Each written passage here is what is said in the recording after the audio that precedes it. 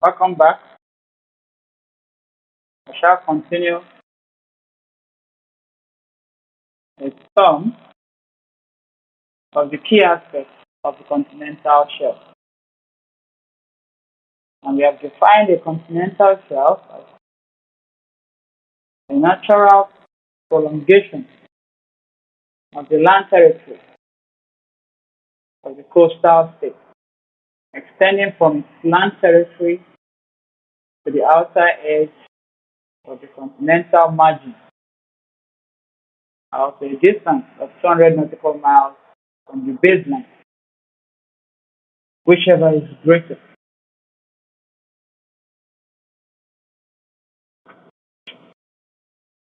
We highlighted some of the key aspects,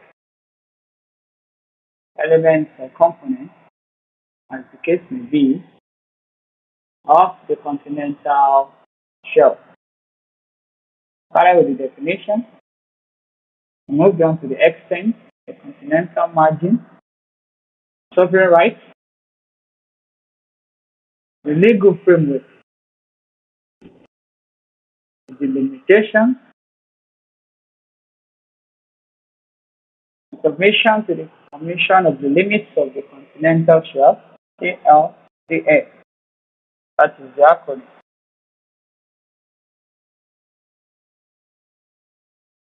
Let's continue from where we stopped.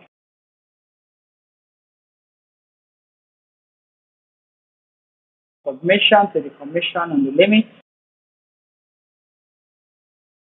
of the Continental Shelf. You stay out there. Here we talked about coastal states are mandated or required to make certain submissions to the Commission. Commission on the Limits of the Continental Shelf. You stay out there. This is to enable it to establish the outer limits of their continental shelf beyond 200 nautical miles. As such, the CLCS then reveals and make appropriate recommendations on these submissions. Make appropriate recommendations on these submissions. The outer limits.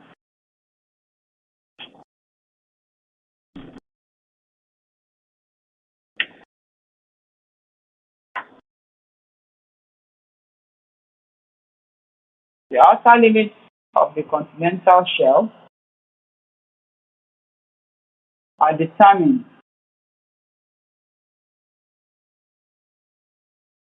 based on the principle of natural prolongation and equitable criteria. The outer limits of the continental shelf are determined based on the principle of natural prolongation and equitable criteria.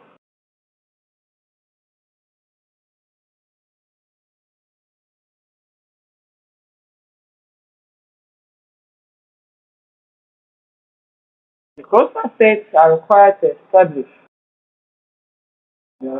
establish these limits in accordance with UNCLOS, and then submit relevant scientific and technical data to support their claims.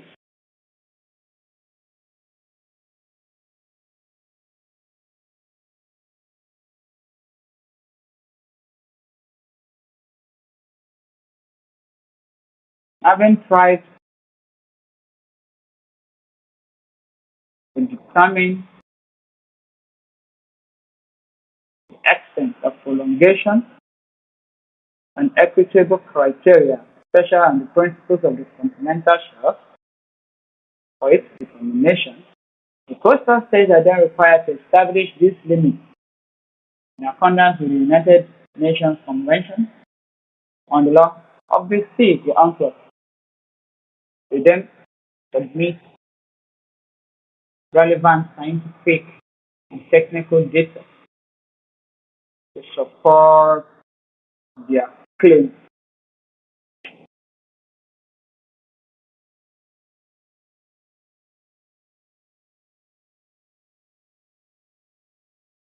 The overlap with EEZ, the overlap with the exclusive economic zone.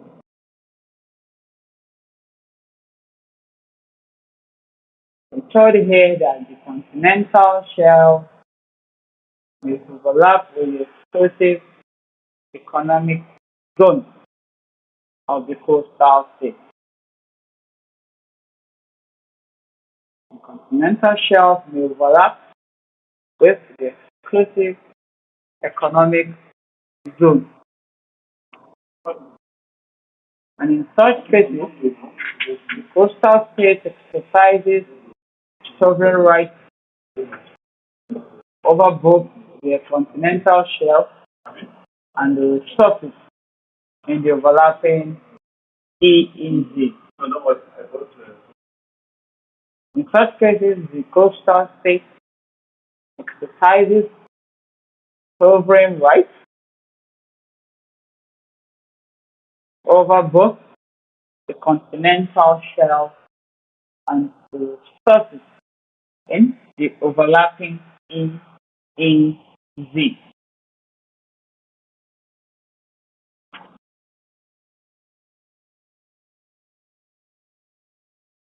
Next is the rights, exclusive rights of other states.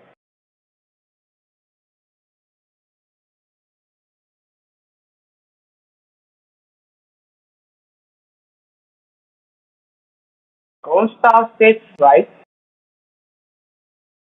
over the continental shelf are exclusive, but other states enjoy certain rights, including the right to conduct scientific research,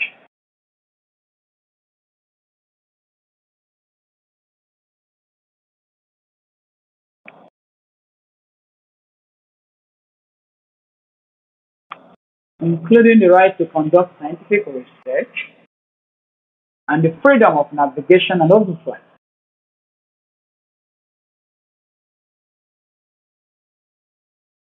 These rights are then subject to the rights of the coastal state and compliance with laws, conventions, rules, and regulations.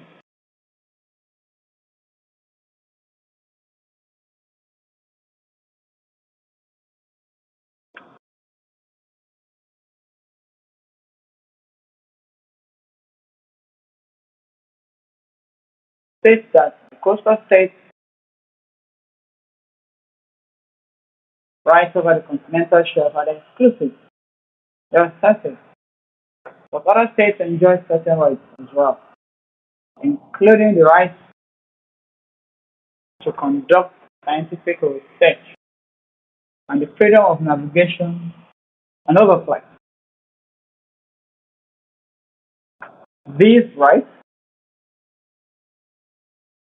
are subject to the rights of the coastal state and compliance with laws and regulations.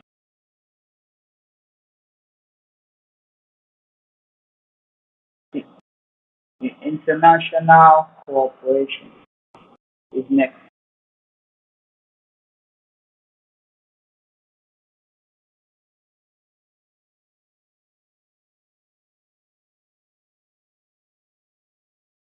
UNCLOS encourages international cooperation in the management and exploration of the resources of the continental shelf.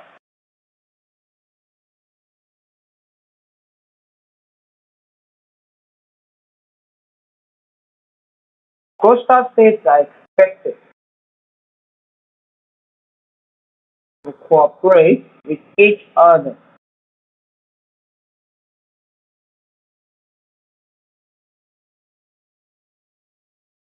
and with relevant international organizations for the optimal utilization of resources.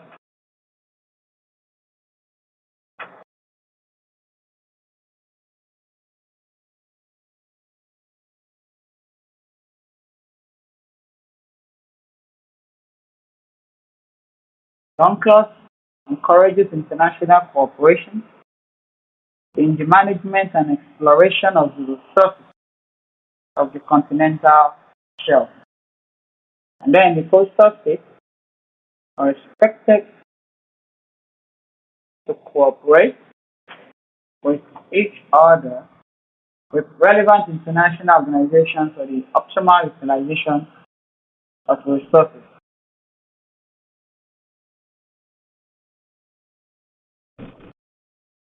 The legal disputes.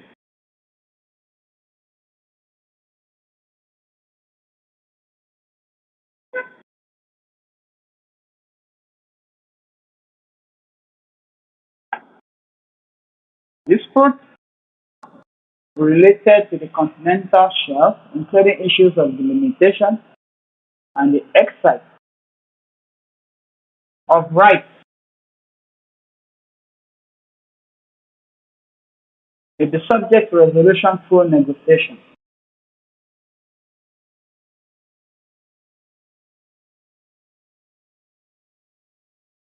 Arbitration or other peaceful means are contained in the UNCLOS.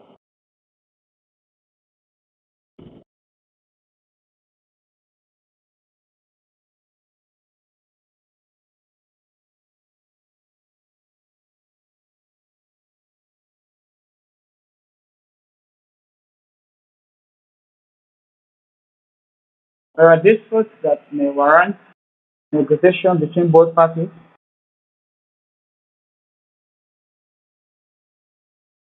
and that may warrant the court mediation.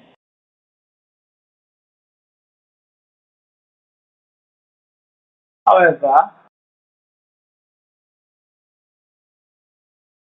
these disputes are resolved amicably,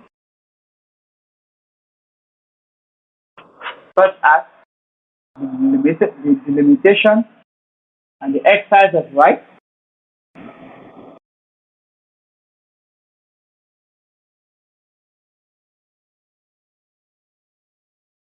which may be subject to resolution through negotiation by both parties,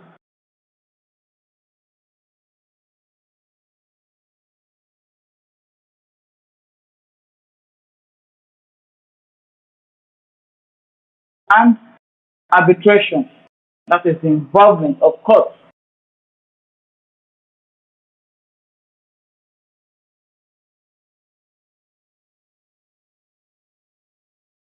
or any other peaceful means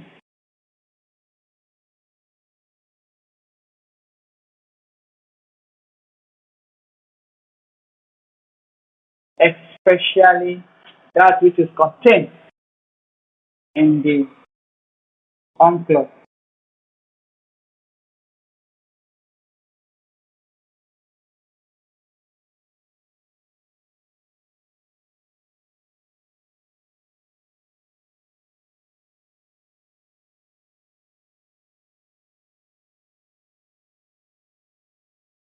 Next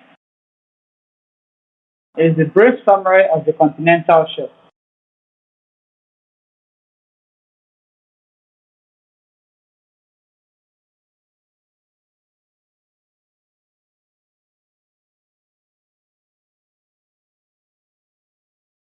The continental shelf is a significant area for the exploration of natural resources.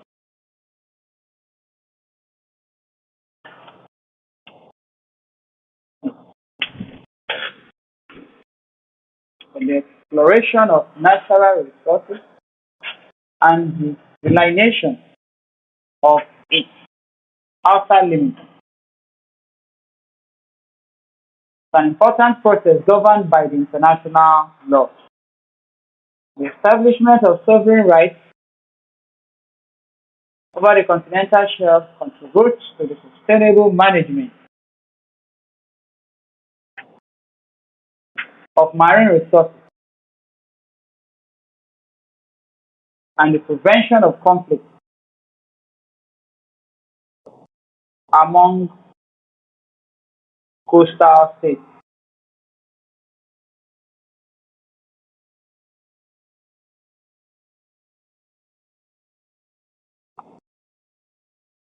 A significant portion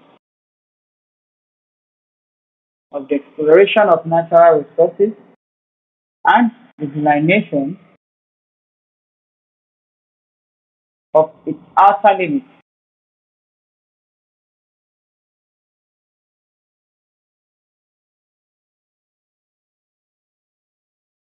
being an important process governed by the international law. And the promulgation of several rights over the continental shelf contributes to the sustainable management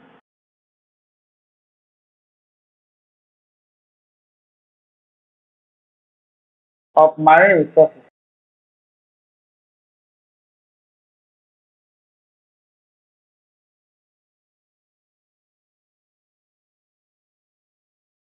and the prevention of conflict among coastal states.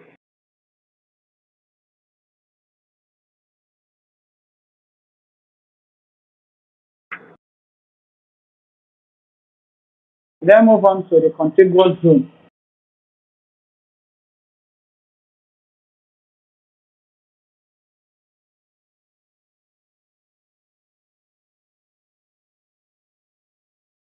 Contiguous zone is a maritime zone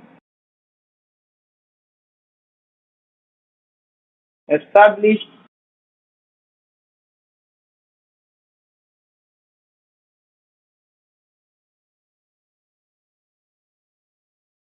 by the United Nations Convention on the Law of the Sea, UNCLOS.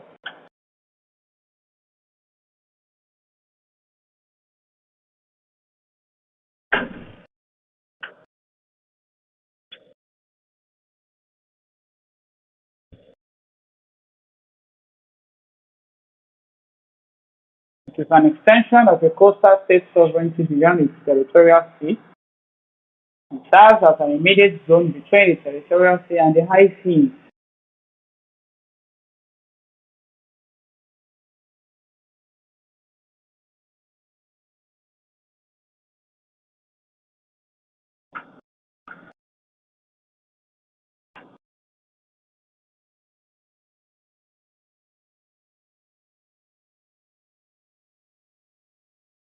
On this note,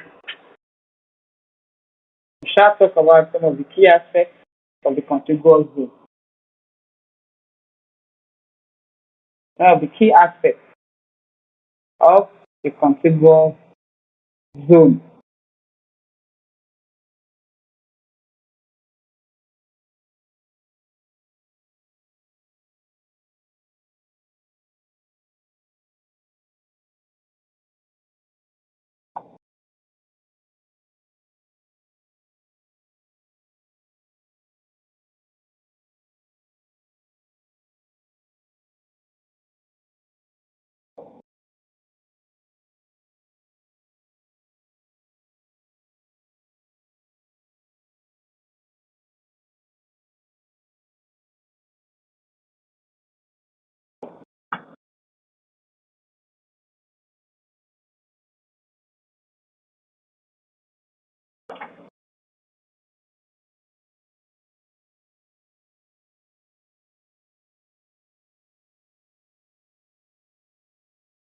First one here is the definition.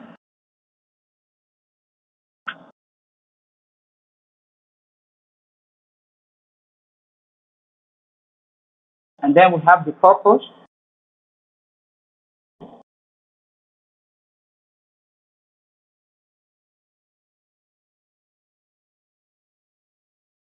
have the breadth,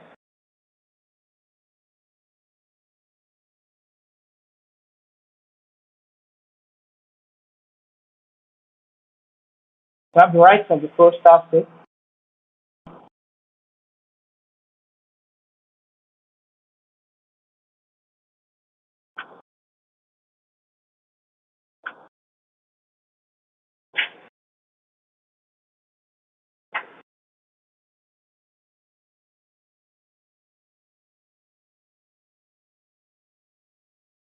and security measures,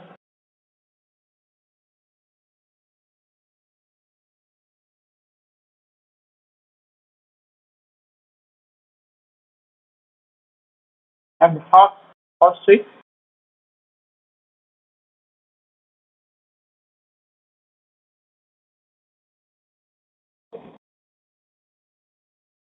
limited jurisdiction,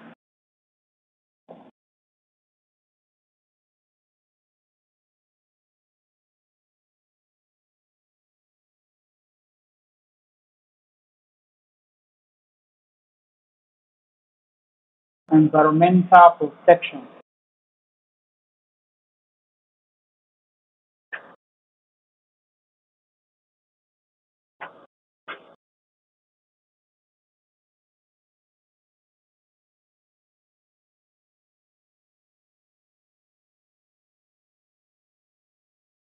We have the notification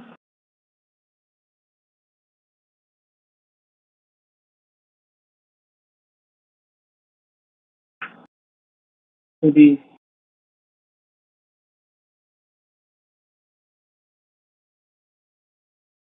international, national, maritime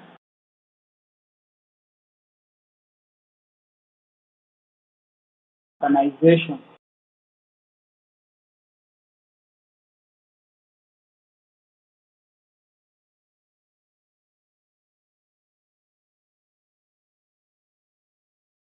And of course, we have the legal dispute.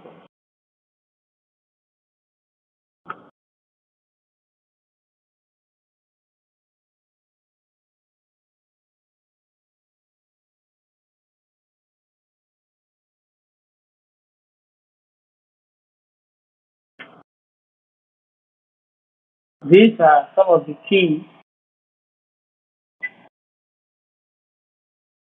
or essential elements, aspects, components of the contiguous zone.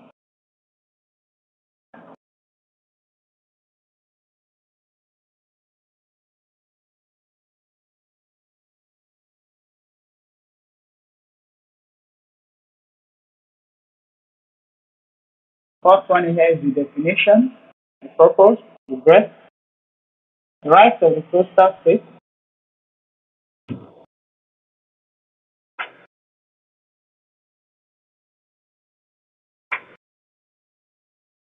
security measures, the hot pursuit, limited jurisdiction, environmental protection,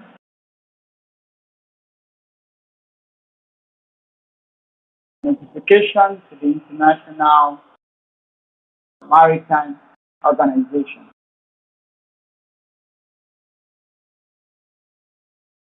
and the legal dispute.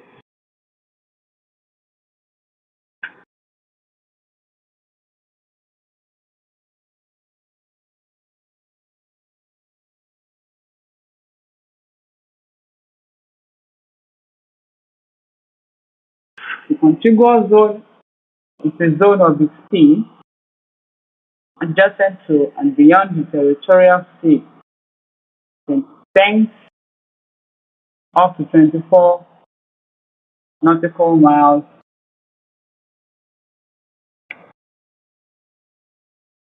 from the baseline of the coastal state.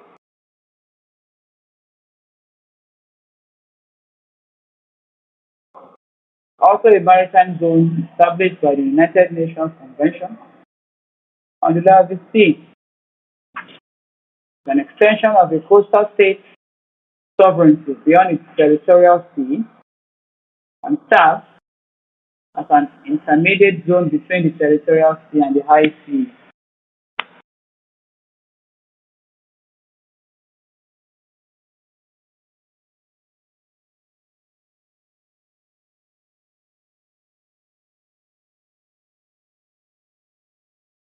For the definition, contiguous zone is the zone of the sea to, adjacent to and beyond the territorial sea. It extends up to 24 nautical miles from the baseline of the coastal state.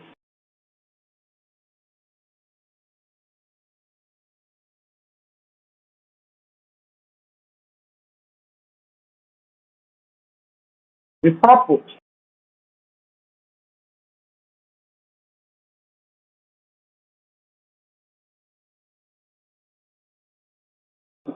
the primary purpose of the contiguous zone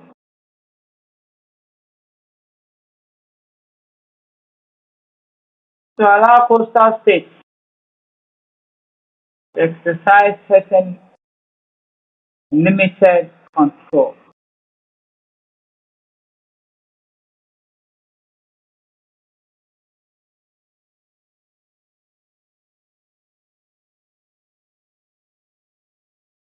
The primary purpose of the contiguous zone is to allow coastal states to exercise certain limited control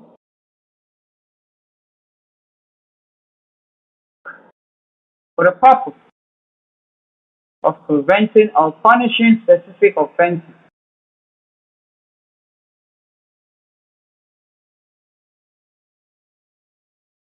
For the purpose of punishing or preventing specific offenses that may harm their customs, scope, immigration, or sanitary laws and regulations.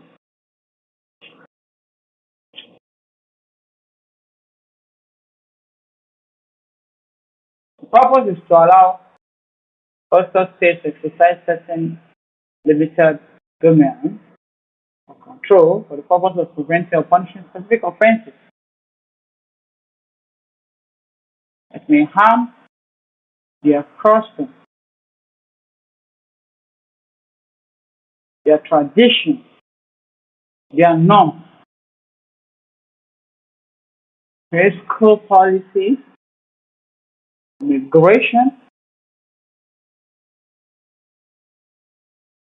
or sanitary laws and regulations.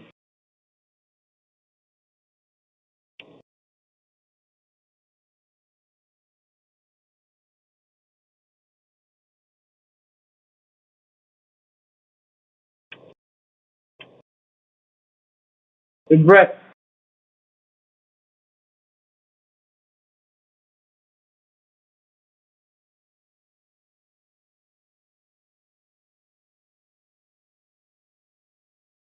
the contiguous zone extends from the outer limit of the territorial sea. The contiguous zone extends from the outer limit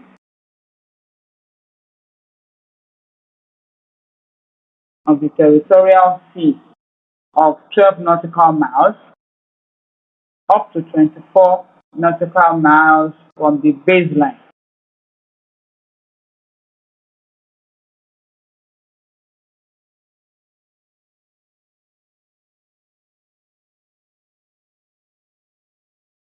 It is a concept aimed at addressing issues that may crop up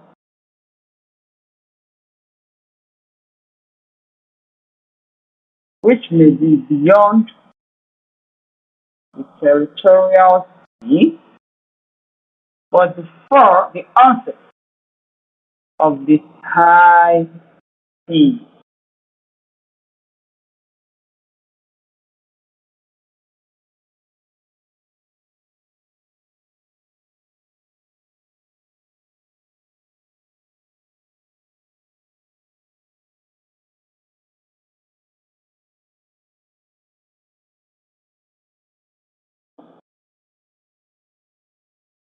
The breadth talks about the contiguous zone having an extension from the outer limits of the territorial sea of 12 nautical miles up to 24 nautical miles from the baseline. The key is a concept aimed at addressing issues that may arise and may come up and may crop up, which may be beyond the territorial sea but before the onset of the high seas.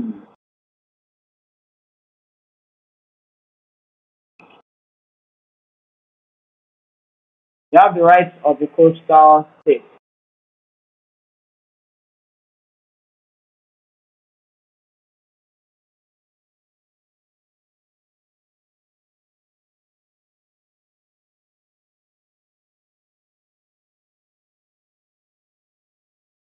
Rights of the coastal state.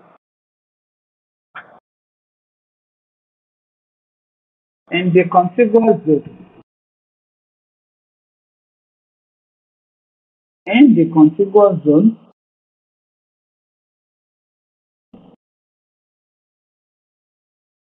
the coastal state has the right to exercise limited control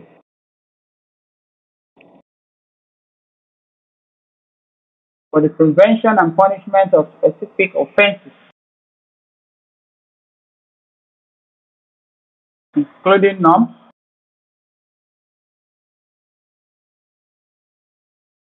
traditions, customs,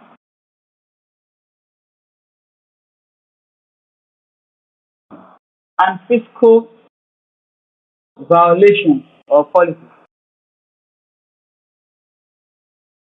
immigration-related offenses, and violations of sanitary laws.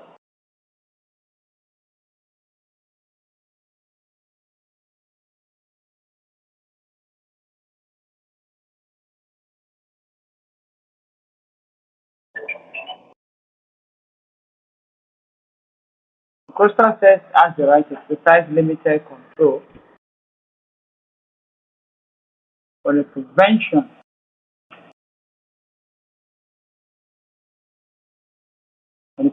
and punishment of specific offenses, including customs and fiscal violations, immigration-related offenses, and violations of sanitary laws and regulations.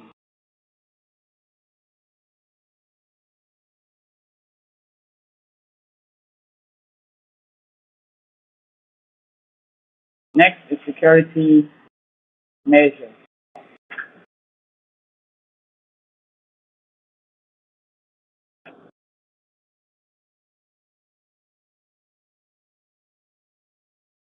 Coastal states can take specific security measures in the contiguous zone to prevent certain offenses, including unauthorized entry, smuggling, and the violation of customs regulations. Coastal states can take specific security measures in the contiguous zone to prevent certain offenses,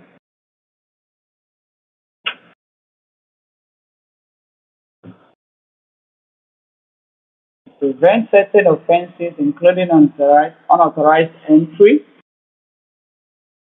and exit, smuggling,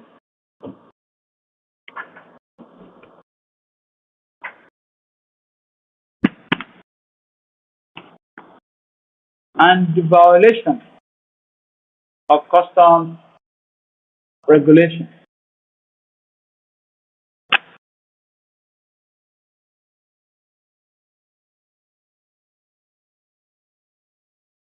This is essential to ensure proper running of the system, devoid of unwarranted, unprecedented, unauthorized entry, smuggling,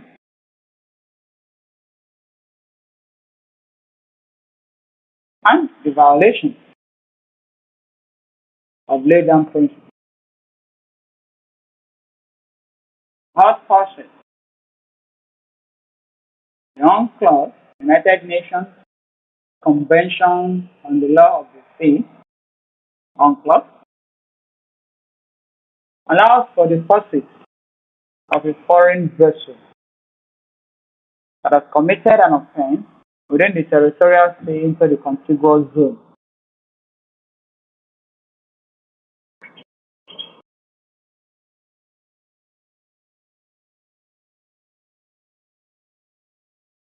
This allows for the passage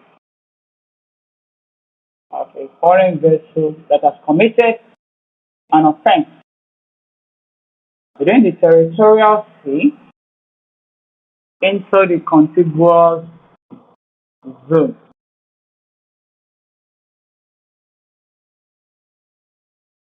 This hot pursuit must be continuous. It must be a continuous process and must begin or commence while the vessel is still within the territorial sea.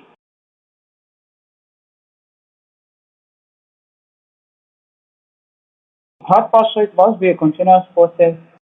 It must be a continuous thing and must begin while the vessel is still within the territorial sea.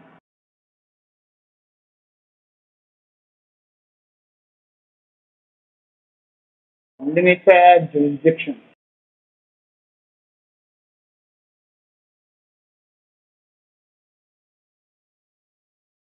While the contiguous zone grants the coastal states limited jurisdiction, it is important to note that the rights of innocent passage of foreign vessels are not affected.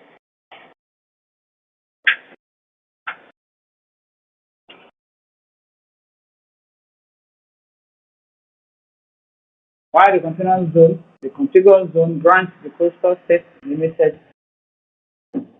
access, limited jurisdiction, it is pertinent to note that the rights of innocent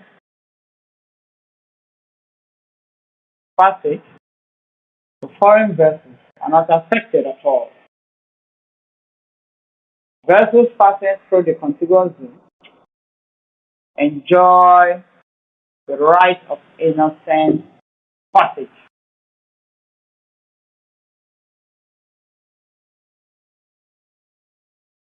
All vessels passing through the contiguous zone now enjoy the right of innocent passage.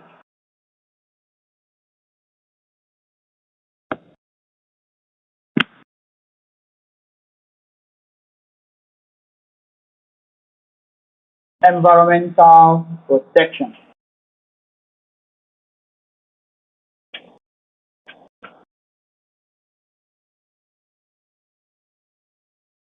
The contiguous zone may also be utilized for environmental protection purposes. The coastal states can enforce regulations related to pollution control and prevention within these zones. It may also be used for the environmental protection purposes. And the coastal states can enforce regulations related to pollution control and prevention within these zones.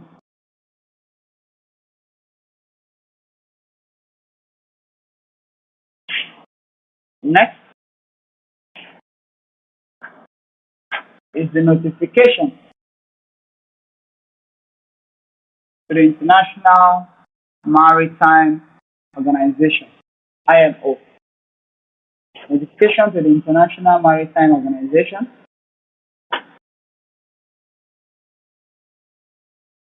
This talks about the coastal states being required to notify the International Maritime Organization, IMO, of the breadth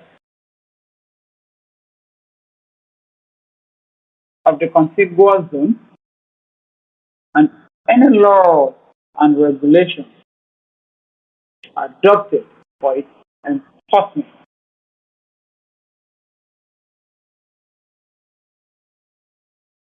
Coastal states are required under this aspect called notification to the International Maritime Organization, IMO. They are required to notify the IMO of the breadth of the contiguous zone and any laws and regulations adopted for its enforcement. Legal disputes. Disputes related to the exercise of rights in the contiguous zone or the interpretation of unclosed provisions may be subject to resolution through negotiation, arbitration, or other peaceful means as outlined in UNCLOS.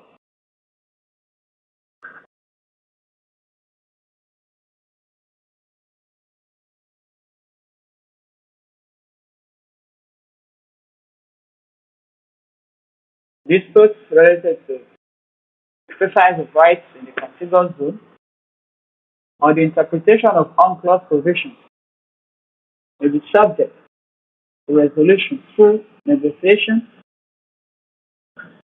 arbitration, or other peaceful means as outlined in UNCLOS.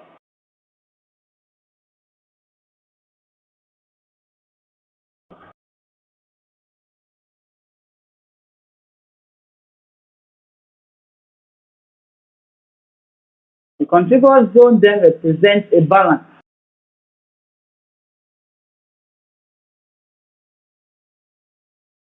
between the sovereign rights of a coastal state,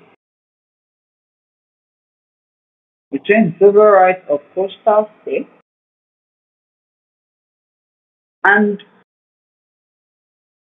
the rights of other states to navigate and conduct activities in accordance with international law.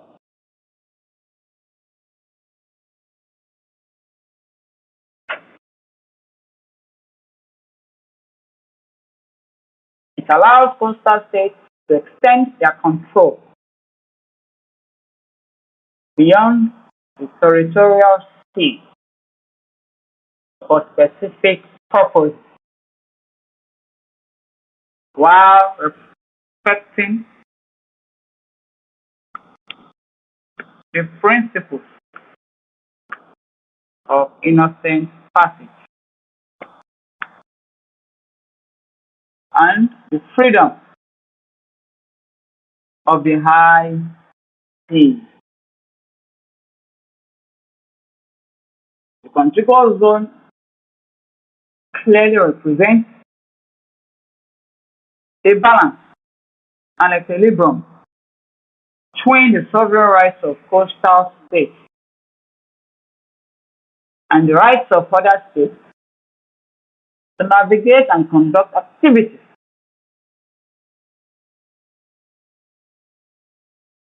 in accordance with international standards. It then allows coastal states to extend their control beyond the territorial sea for specific or definite purposes, while respecting the principles of innocent passage and the freedom of the high sea.